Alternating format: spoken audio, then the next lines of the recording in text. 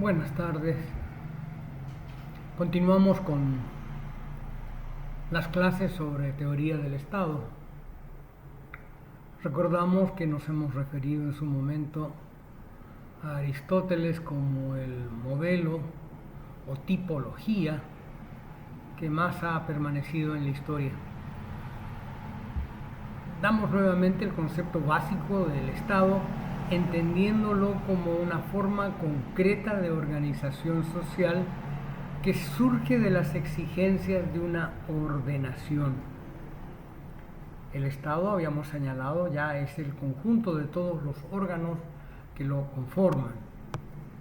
Y quienes se han dedicado a desmenuzar los componentes teóricos del Estado han señalado, por ejemplo, Maquiavelo en El Príncipe, que el Estado es soberano en cuanto a que es un instrumento con el que se podía liberar a Italia de los ataques extranjeros, decía Maquiavelo. También habíamos conversado que Hobbes en el Leviatán defiende al Estado por considerarlo la única forma que tienen los hombres de asegurar su coexistencia en paz. Análisis que nos explican cuán desesperada era la situación para las diferentes ciudades o grupos humanos en los diferentes estados de la historia. Tendemos a creer que solamente el siglo XIX, el XX, el XXI, que son aquellos en los cuales nos ha tocado vivir o convivir con las ideas generadas en estos tiempos, son en los que ha habido crisis del ser humano. No, esto viene arrastrándose a lo largo de la historia. Esas situaciones trágicas que han derivado en la necesidad de llevar la idea del Estado a la explicación de la necesidad satisfecha, pues es la única manera, el Estado moderno, de resolver el caos imperante. El hombre es inconsistente y frágil y ha tenido que recurrir al Estado para poder no morirse, no pelearse con los demás. Y yendo más allá de las catástrofes de las cuales hablaban Hobbes y hablaba el autor del Príncipe, Maquiavelo, vamos a señalar como un elemento científico la división del trabajo para la satisfacción de necesidades que se iban incrementando. Es esa división del trabajo la que va a exigir la coordinación de las voluntades y serán las impulsoras de las acciones que tienden a una organización. Señalaba Marx que dentro de la organización social existían relaciones sociales de producción, las llamaba él, entendiendo estas como la red de conexiones sociales de cooperación que surgen para dar respuesta a las necesidades básicas y que obviamente determinan las posiciones sociales de los miembros de la sociedad, de las relaciones que son interdependientes y que son ocupadas por los individuos una vez que se distribuyen las tareas. A través de esas relaciones sociales y esa ubicación de las personas en cuanto a la división del trabajo y las tareas que se les encomiendan, va a empezar a construirse una costumbre, una manera de organizarse. Y esta manera de organizarse, que originalmente era circunscrita al orden familiar, se va a exteriorizar, van a quedar insertas en enlaces y normas de ámbito social, producto de la recurrencia que producen los ciclos de consumo y la reposición de los bienes que este consumo implica. Es importante señalar el paso del nomadismo al sedentarismo, propia del Paleolítico. El hecho de que el ser humano ya no tuviera que estar migrando de un lugar a otro y que pudiera cultivar, provoca la mayor existencia de excedentes de alimentos y por ende una reproducción más rápida. Tenemos que en 4000 años que transcurre el ser humano sobre el mundo, pasa de 60.000 personas a 1 millón. Y estamos hablando de todo el universo que en esa época se conocía. Esto también se va a dar aún más en la medida en que empiezan a aparecer las ciudades. Las primeras ciudades, Nínive, Ur, ubicadas en Caldea, van a conglomerar una gran cantidad de personas. Y ese conglomerado de personas, de seres humanos, va a exigir la existencia de un orden, es decir, de un Estado. Dentro de este desarrollo, la domesticación de las plantas y de los animales va a jugar un papel importante, ya que va a permitir el establecimiento, es decir, va a crear la comunidad, la edificación de edificios permanentes. Pasamos de vivir en tiendas a vivir en construcciones de adobe, por ejemplo, o de piedra. En Oriente Medio se logra superar de 100.000 personas en apenas unos cuantos siglos, las 10.000 que se eran. Y decíamos que se llegan a cantidades millonarias de población. Por ejemplo, en el 6000 antes de Cristo, el mundo tiene 3,2 millones de personas. No sé si a alguno de ustedes le ha preocupado saber cuánta gente somos. De la decena y algo más que ocupamos actualmente este territorio que llamamos Bolivia, o de los 200 millones que ocupan Brasil, o de los 500 millones que ocupan Estados Unidos, hay una cifra muy vasta a los 6.000 y más millones de personas que somos.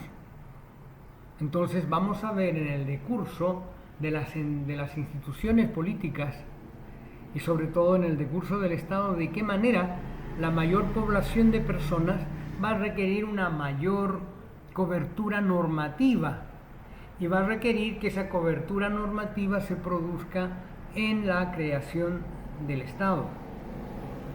Uno de los fenómenos que llama la atención es que las jefaturas que había de las aldeas se van a convertir en estados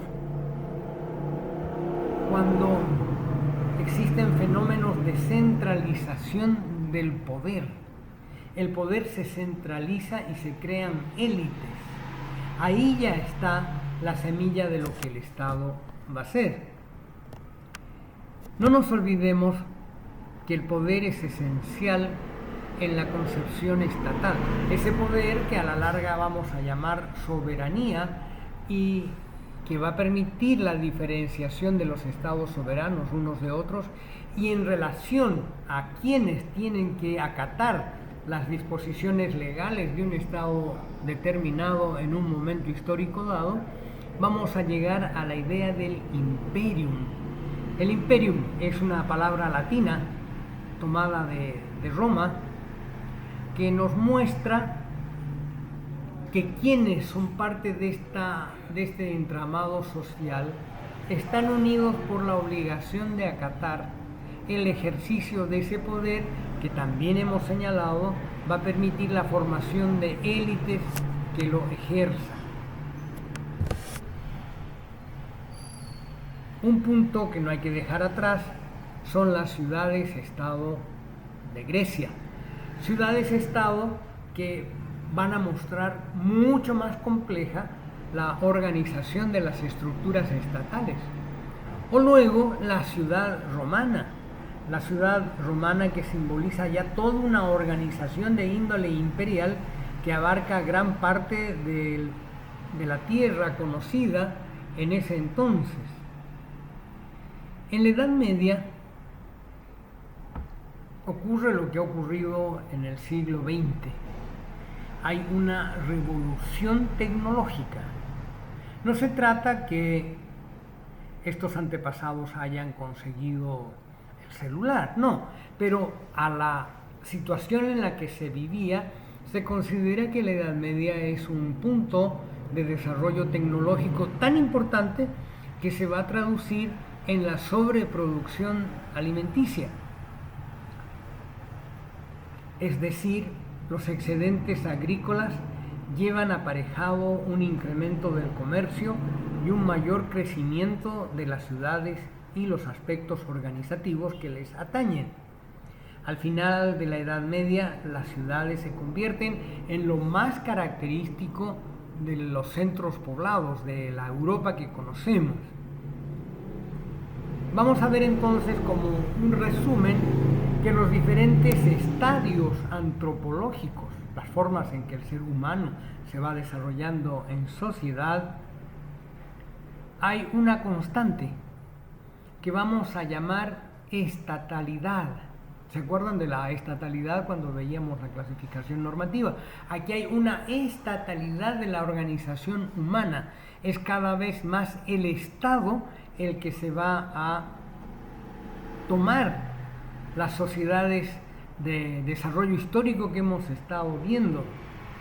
Y dentro de esa estatalidad ya vamos a poder identificar una serie de funciones que determinan poder hablar ya de un Estado. Estamos viendo también que esas relaciones, esa trama social, tiene mucho que ver con la riqueza que se acumula, con el lugar social en el cual estamos. Heller parte de una premisa que él dice que los modos articulados de regular las sociedades con arreglo a normas y al control del poder no son estados propiamente dichos, pero ya tienen la semilla, ya tienen esa latencia. Así es que ahora correspondería que mirásemos cuáles serían los elementos que nos permitieran hablar de la existencia ya del Estado. Decíamos que no en todas las organizaciones humanas estaban presentes todos estos elementos, pero sí podemos afirmar que todos estos elementos conforman lo que denominamos el Estado moderno. Decimos, refiriéndonos al primero, que el Estado moderno es la primera forma institucionalizada de comunidad política en la que el poder está despersonalizado y en buena medida liberado de las fuerzas supersticiosas que movían a muchas de las organizaciones anteriores. Había una confusión total de inicio en las primeras sociedades humanas entre lo que era la norma religiosa, lo que era la norma social y obviamente la norma jurídica. Y es así que en el estudio antropológico del ser humano vamos a ir viendo cómo el fruto de esas interrelaciones que cada vez se hacen más complejas va a permitir el separar lo religioso de lo social y de lo jurídico. Seguramente cuando ustedes vean algo de derecho penal, van a conocer lo que se llamaba en las sociedades primitivas el juicio de Dios. Una de las normas más corrientes de realizar el juicio de Dios era a través de las ordalías. Las ordalías consistían en pruebas que permitían dirimir conflictos. Fulano decía que era dueño de tal cosa, Mengano decía que él también era dueño.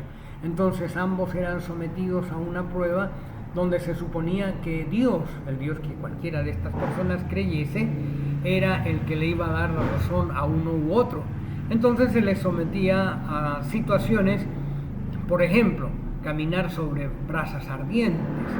Si tú tienes la verdad, Dios te va a proteger y no te vas a quemar los pies. De allí que el Estado moderno significa un rompimiento contra este tipo de prácticas supersticiosas. Tenemos una forma institucionalizada de comunidad política en el Estado moderno.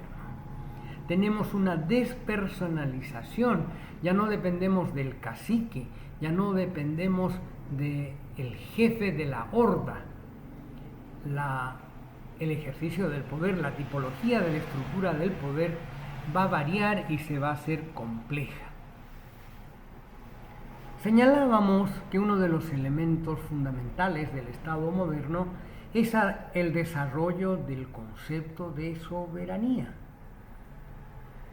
El concepto de soberanía viene a ser la piedra angular de lo que es el Estado moderno. ¿Y en qué consiste la soberanía? La soberanía consiste en tener autoridad sobre el grupo de personas, sobre el territorio, y por lo tanto poder ejercerlo sin tener que estar esperando tuición, permiso, condescendencia de otro Estado o de otro grupo humano.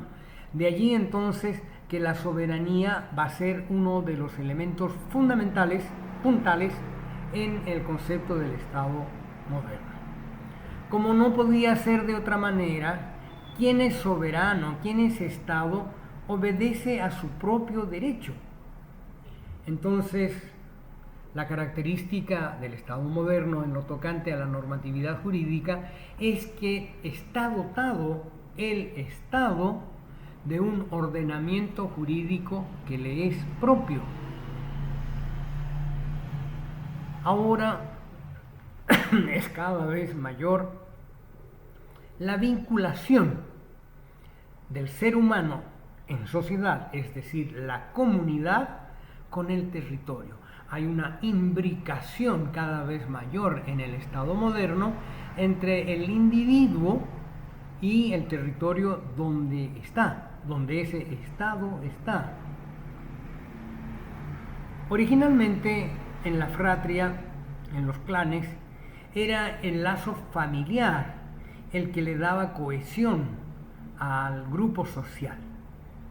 En el Estado moderno, esta cohesión vía parentela, vía parentesco, vía familiaridad, se pierde.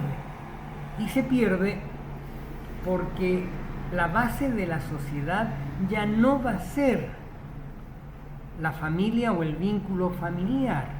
Es decir, los lazos de parentesco dejan de ser la base de una sociedad. No desaparecen, por favor, no me malentiendan, no es que desaparezca el lazo familiar, sino que la organización del Estado ya no depende de ese lazo familiar. Muchas de las antiguas funciones de ordenación social que nacían por el hecho de pertenecer a un grupo familiar se van a independizar, van a romperse los vínculos. Tenemos también que el Estado moderno va a romper con la lógica organizativa de los protoestados griego, romano, y van a ser de mayor complejidad, una complejidad que se va dando porque cada vez es mayor la población y hay mayor especificidad de tareas, no solamente en la manutención o en la guerra, sino en el funcionamiento del Estado, en su burocracia. Burocracia es la organización de un Estado. Las personas que lo integran con sus diferentes funciones son los burócratas. No tiene una connotación peyorativa necesariamente, sino que obedece a un concepto de funcionalidad. Otro elemento que caracteriza al Estado moderno es la concentración del poder. Si ustedes recuerdan, en la Edad Media, si bien había un monarca, la pugna con los señores era continua. Y decíamos los señores, los diferentes nobles que tenían alguna riqueza, algún territorio y una población sometidas a su férula, pero que dependían del monarca. Ese concepto tiende a desaparecer con los estados europeos desde el siglo XVII hacia acá, y tiende a desaparecer porque el poder se organiza mucho más centralizado, hay una organización mucho más compleja, hay una concentración del poder. Solo esa concentración es capaz de unificar y ordenar las acciones públicas de sus miembros en la nueva trama que llamamos Estado. El Estado moderno no es una situación coyuntural, no es una situación, por ejemplo, la producida durante las cruzadas, cuando se pretendió conquistar el Islam para recuperar la Tierra Santa, donde sí había concurrencia, sí había grupos sociales y organización política compleja, pero tenía como característica la momentaneidad, el carácter transitorio. En cambio, aquí vamos a ver en el Estado moderno una vocación de permanencia y universalidad. Esto permite que el Estado moderno sea visto, analizado, estudiado de un modo específico frente a las otras manifestaciones anteriores, la polis griega, las ciudades italianas, la misma Roma. El autor García Cotarello dice que solo podemos hablar del Estado desde el Renacimiento, no ateniéndonos a ninguno de los factores concretos que concurrieron a su creación, dice él, dice Cotarello, García Cotarello, sino a la presencia de estos factores en mayor o menor grado de desarrollo. ¿Cuáles factores? Los que ya hemos señalado, ¿cierto?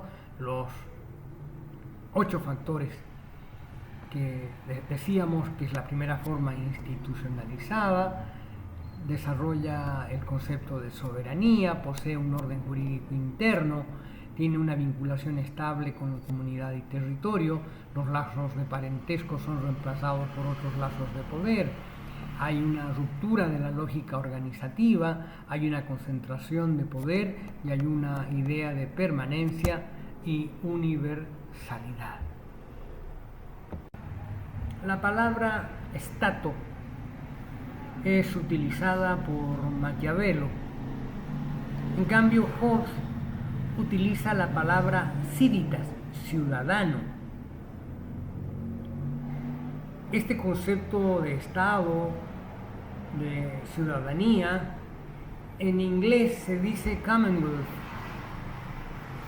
que corresponde a la idea también del Estado. Por su parte, Miller remite el origen de la palabra Estado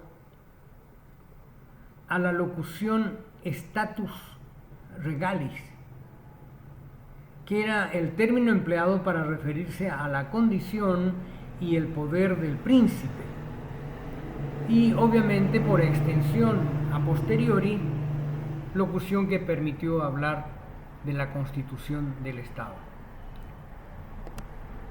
El Estado, según Miller,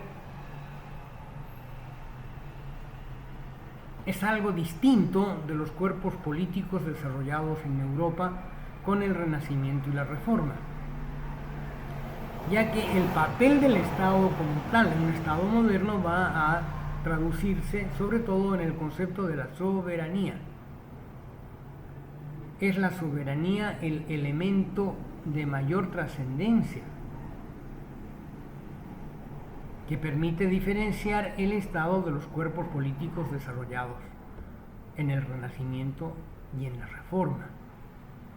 La idea de soberanía nos permite entender que el Estado es capaz de proporcionar un marco de ley y orden en que la población gobernada pueda vivir de manera pacífica y segura.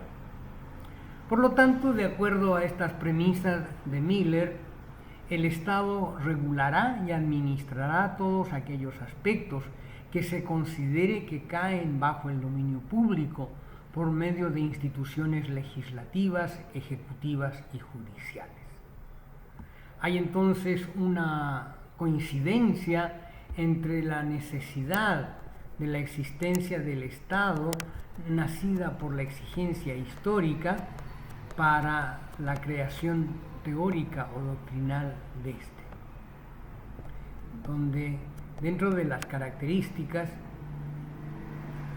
cuando se forme el poder político central y continuo, el aparato burocrático a que nos referíamos hace un momento, habrá también la presencia de un ejército permanente, un sistema de hacienda pública y un orden jurídico unitario.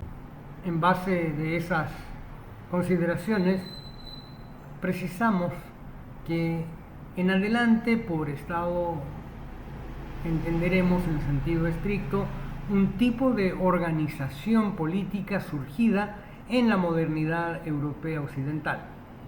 En ese sentido vamos a hablar como sinónimos de Estado o de Estado moderno, ya que las características que los unen permiten considerarlo como un único género de gobierno centralizado que no existía antes de finales del siglo XV y que tras diferentes evoluciones ha llegado hasta nuestros días. Con esas precisiones podemos ver los conceptos de Estado para diferentes autores. Para Jean-Jacques Rousseau, ustedes recuerdan, un pensador del siglo XVIII, el Estado es la respuesta colectiva de unión de fuerzas que los hombres toman para sobrevivir. Es importante que repasemos la idea, ya que vamos a preguntar por ella de seguro en el examen. Decíamos entonces que para Rousseau el Estado es una respuesta colectiva y una respuesta colectiva de unión de fuerzas que los hombres adoptan para sobrevivir.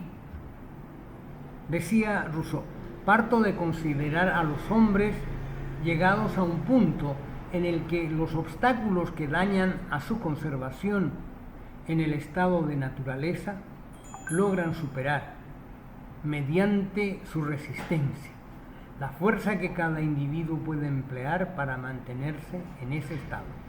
Desde este momento, tal estado originario no puede subsistir y el género humano perecería si no cambiase de manera de ser. Rousseau, que es famoso por el concepto de estado originario, de situación originaria del hombre, el hombre en medio de una comunidad sin problema, nos explica que si el hombre hubiera persistido, no habría sobrevivido y por lo tanto decíamos que el Estado va a ser la unión de los seres humanos para poder sobrevivir. Es una respuesta colectiva de unión. Georg Wilhelm Friedrich Hegel, más conocido por todos ustedes, filósofo, señala que el Estado es la manifestación de la voluntad general. Por eso afirma que el Estado es el lugar donde el espíritu objetivo se realiza plenamente y que quien lo dirige debe encarnar el espíritu del pueblo, el Volksgeist. No se olviden que Georg Hegel es partidario del idealismo. Contra él, contra su forma de pensamiento, se va a levantar el materialismo de Carlos Marx. Volvamos a la definición de Hegel. Dice que es la manifestación de la voluntad general. Y como es una manifestación de la voluntad general, tiene que encarnar el espíritu del pueblo, el Volksgeist. Federico Engels, materialista junto con Carlos Marx, dice que el Estado es una institución nacida para perpetuar la recién nacida sociedad de clases y con ella el derecho de la clase poseedora de explotar a la no poseedora. No se olviden que Engels hace un análisis del desarrollo del ser humano. Ustedes lo pueden encontrar en un texto que se llama El origen de la familia, la tradición y la propiedad privada. Ese es el nombre, si no me engaña la memoria. En ese texto, Friedrich o Federico Engels va desarrollando históricamente los diferentes momentos del desarrollo humano, desde la horda, la fratria, etcétera, hasta llegar a la época en que la sociedad se estructura de acuerdo a la propiedad de los medios de producción. Por lo tanto, el Estado va a ser la herramienta para que la estructura social nacida en la propiedad de los medios de producción pueda contar con un sistema de poder. Por eso dice, así pues el Estado no es de ningún modo un poder impuesto desde fuera a la sociedad. No es un poder que venga de afuera. Tampoco es la realidad de la idea moral. Ahí está contrariando a los idealistas, está contrariando a Hegel. Ni la imagen y la realidad de la razón, como afirma Hegel. Es más bien un producto de la sociedad cuando llega a un grado de desarrollo determinado. Es la confesión de que esta sociedad se ha enredado en una irremediable contradicción consigo misma y está dividida por antagonismos irreconciliables que es impotente para conjurar. La sociedad, el Estado, no viene de afuera. El Estado, según Engels, nace por la estructura, por la vinculación que tienen las personas en relación a los medios de producción. Los dueños de los medios de producción explotan a los obreros. Esa es la postura de Engels. Y para que esto se produzca, necesitamos desde adentro crear una estructura jurídica, social, económica, que permita esa explotación.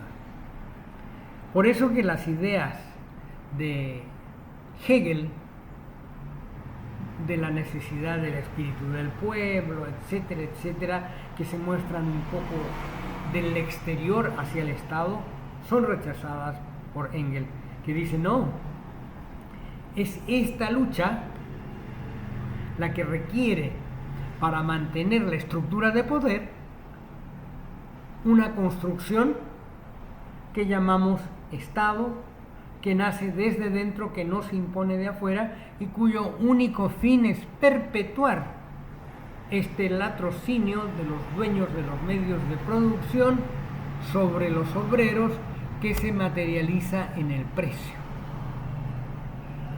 Carlos Marx dedica varios tomos a un tema no político. Federico Engels es el político y es el autor del Manifiesto Comunista. En cambio, Carlos Marx es un economista que teoriza sobre el precio. Como estamos viendo estas ideas en relación a la explicación del Estado, nos detenemos un poco en esta parte.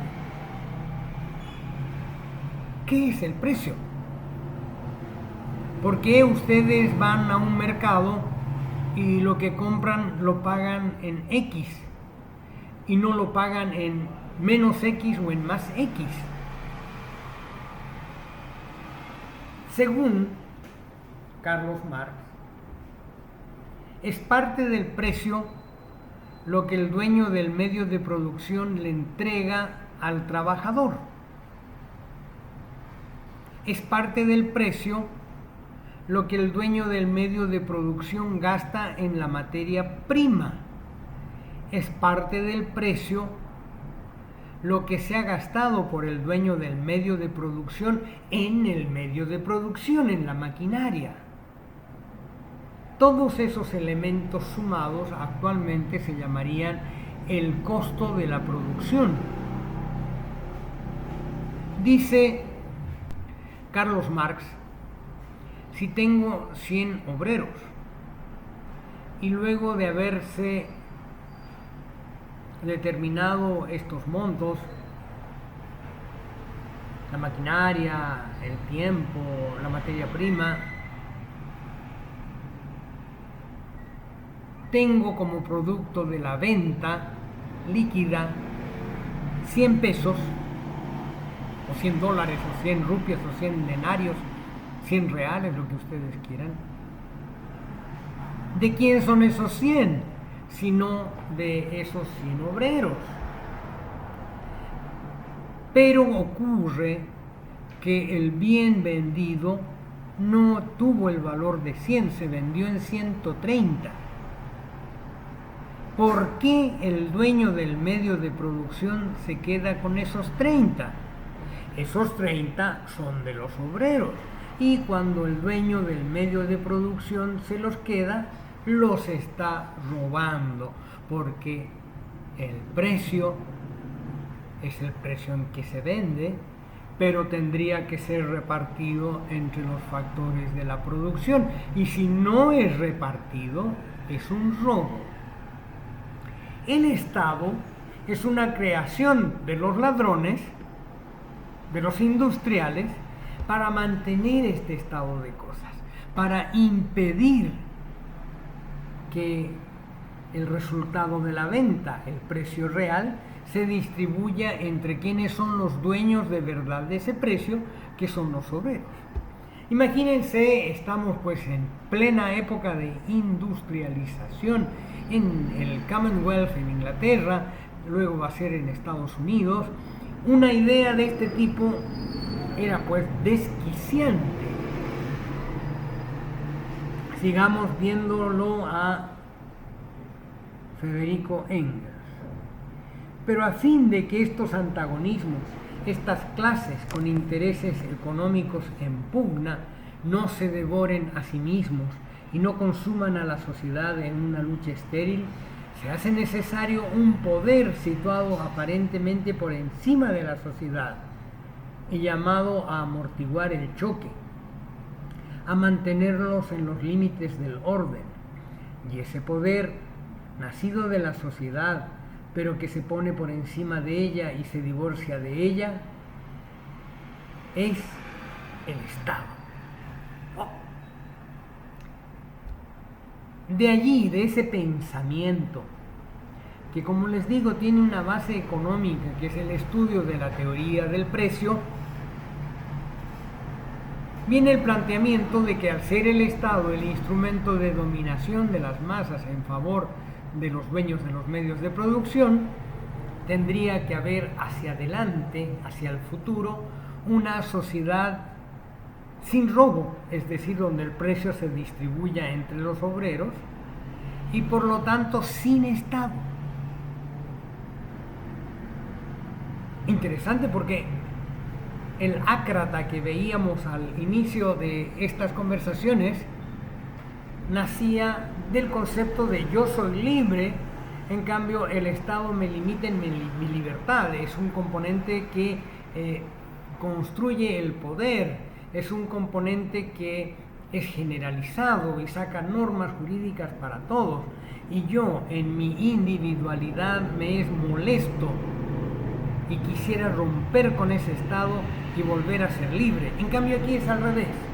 El Estado es el instrumento de dominación, y mientras esa dominación exista, el Estado va a existir, porque en una situación futura, ese Estado, cuando estemos nuevamente repartiéndonos el precio real, el justiprecio, y nos den a cada cual lo que nos toca, solo en ese momento el Estado ya no va a tener motivo de ser.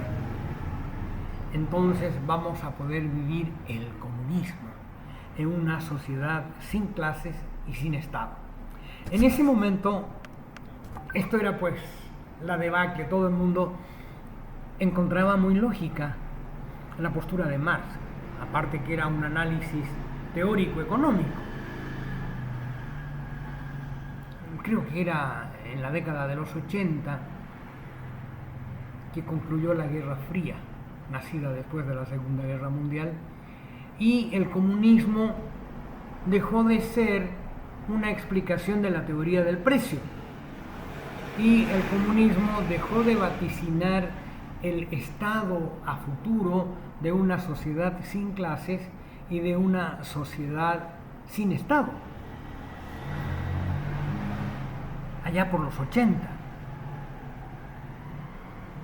No sé si ustedes alcanzaron a vivir esa época, lo más seguro es que no, ya que supongo que la mayor parte de ustedes son post-80.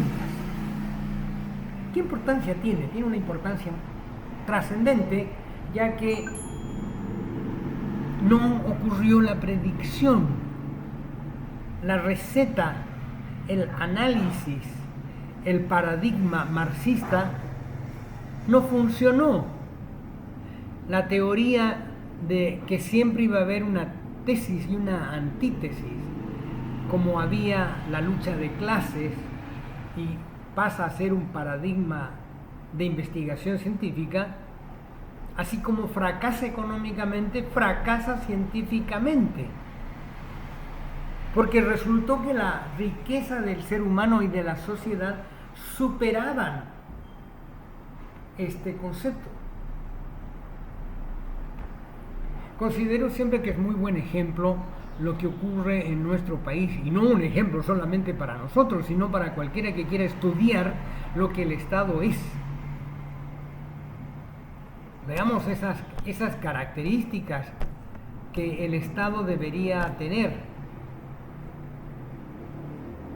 Dice que es una forma institucionalizada de comunidad política en la que el poder está despersonalizado y en buena medida liberado de las fuerzas supersticiosas.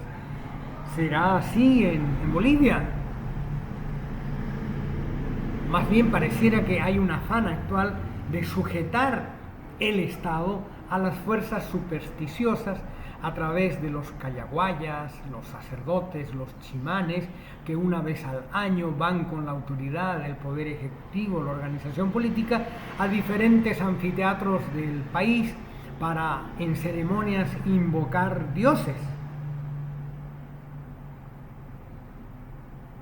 Vemos también que en Bolivia es donde más caciques hay. Hasta en nuestra ciudad tenemos un barrio llamado Cacique por un cacique. No un cacique de la época de los indígenas, ¿no? Sino un cacique de la época del Estado moderno. Veamos, dice que se desarrolla en el momento de su existencia el concepto de soberanía. La queja natural en nuestro país es que no existe Estado. Cuando empieza la pelea por la laguna Pitiantuta, que va a ser el origen de la guerra del Chaco, esto ocurre porque el Ejército Nacional, que representa la soberanía hecha fuerza, toma un fortín que habían dejado los paraguayos. Es decir, ese fortín antes estaba ocupado, había sido construido por los paraguayos, y es el ejército el que llega ahí, y ahí va a arrancar la guerra del Chaco. Aquí en Pando es un gomero castañero el que agarra a sus peones y los lleva aquí a Epitazolandia, que era boliviano, y al ver que están los brasileños en un reducto, en un galpón, le dice a alguien: a ver, agarrá y metele una flecha con fuego. Y esto que les comento es porque quiero hacerles notar que ni antes ni ahora parece haber Estado, es decir, el concepto de Estado soberano. Sin embargo, es evidente que tenemos como población apego al suelo, eso sí, es cierto. Pero lo que estoy tratando de explicarles es que pareciera que la República de Bolivia, hoy Estado plurinacional, nunca tuvo una imbricación, una relación con los gobernados. En Bolivia habían asonadas, golpes, revoluciones, todo lo que quieran denominar, que eran justamente la ruptura del Estado de Derecho, la ruptura del estatus jurídico que supone la existencia del Estado. Y cuando eso pasaba, y no había Estado, no había la burocracia, no había la organización, el país continuaba caminando. Una de las cosas curiosas que me llamó la atención en Pando era la venta de los salarios. Para que me entiendan, en esta ciudad usted va donde determinados prestamistas y ellos le hacen firmar una carta poder donde dice que ellos van a cobrar el sueldo suyo y lo hacen por meses. Creo que le llaman la venta de la boleta, de la papeleta, algo así se llama. Eso está prohibidísimo por las leyes bolivianas, prohibido por todo el derecho laboral. Sin embargo, aquí en Pando se practica. Y mi pregunta era, ¿y por qué? ¿De dónde nace esto? Y la explicación era muy simple. Pando era un extremo que no tenía existencia para el Estado boliviano. Tanto es así que antes de que se creara el departamento, este era el territorio que se llamaba de colonias.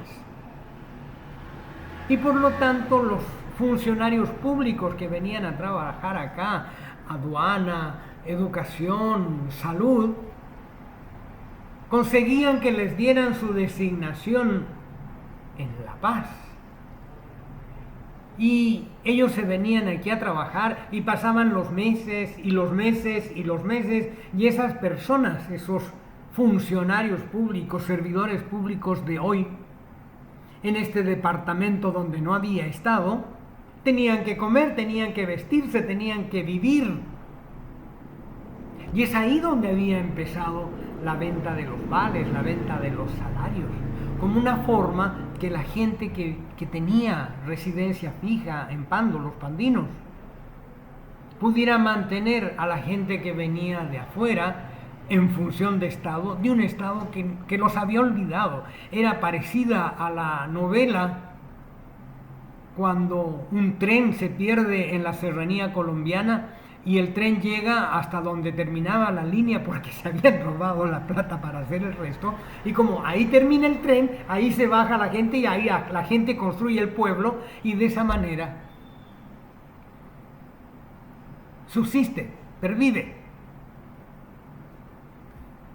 Y si ustedes se fijan, los teóricos europeos juran que sin el Estado no se puede vivir, que la única forma que el ser humano vive cohesionado y no se mata uno con otro es a través de la presencia estatal. Eso es lo que hemos estado viendo en esta clase, pero nuestra realidad latinoamericana nos muestra que gran parte de la gente vive al margen del Estado.